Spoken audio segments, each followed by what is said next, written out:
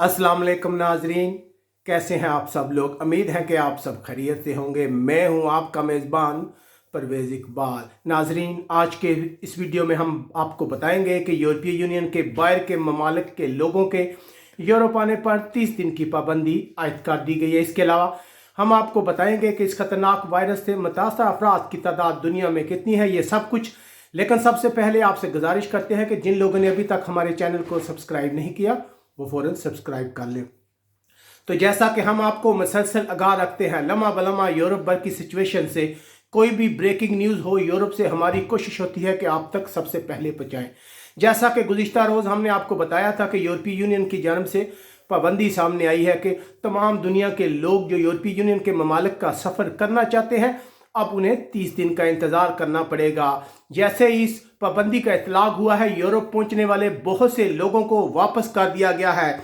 इसकी मिसाल ये है कि मंगल के रोज़ तुर्की की परवाज़ से जर्मनी आने वाले बहुत से लोगों को वापस भेज दिया गया है। यूरोपीय यूनियन का कहना है कि 30 दिन तक तमाम दुनिया के लोग जो हैं वो यूरोपीय यूनियन का सफ़र नहीं कर सकते। सिर्फ वही लोग यूरोप आ सकते हैं कि जो यूरोपीय यूनियन के ममालिक के शहरी हैं, उन्हें वो इस पाबंदी से मुस्तस्ना है, वो यहाँ का सफ़र कर सकते हैं। इसके अलावा अगर बात की जाए इंग्लैंड की, तो इंग्लैंड के लोग भी यूरोप में इंटर हो सकते हैं, क्योंकि अभी ट्रांजिशन पीरियड चल रहा है, इसलिए फ़िलहाल इंग्लैंड को यूरोप का हिस्सा ही तस्वर किया जाता है। इंग्लैंड के लोग जो हैं वो इस पाबंदी से मुस्तस्ना है।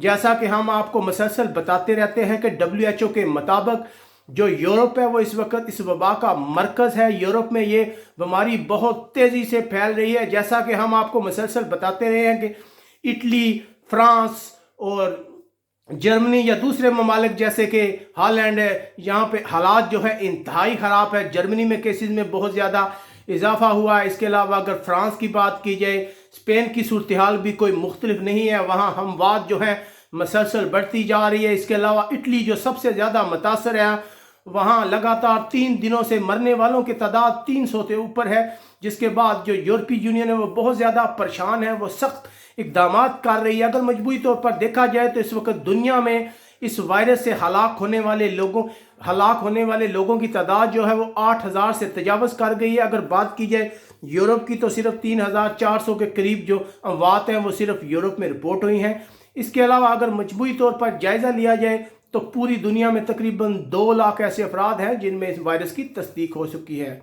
जैसे ही कोई अहम डेवलपमेंट होगी हम आपको फ़ौरन आगाह रखेंगे। हमारे चैनल को सब्सक्राइब करना मत भूलिएगा, अपने इर्द गिर्द के लोगों का ख्याल रखिएगा और हमें कमेंट्स करके बताइएगा कि आप यूरोपीय यूनियन के जिस मुल्क में रह रहे हैं वहाँ के हालात कैसे हैं। अल्लाह हाफ़िज़।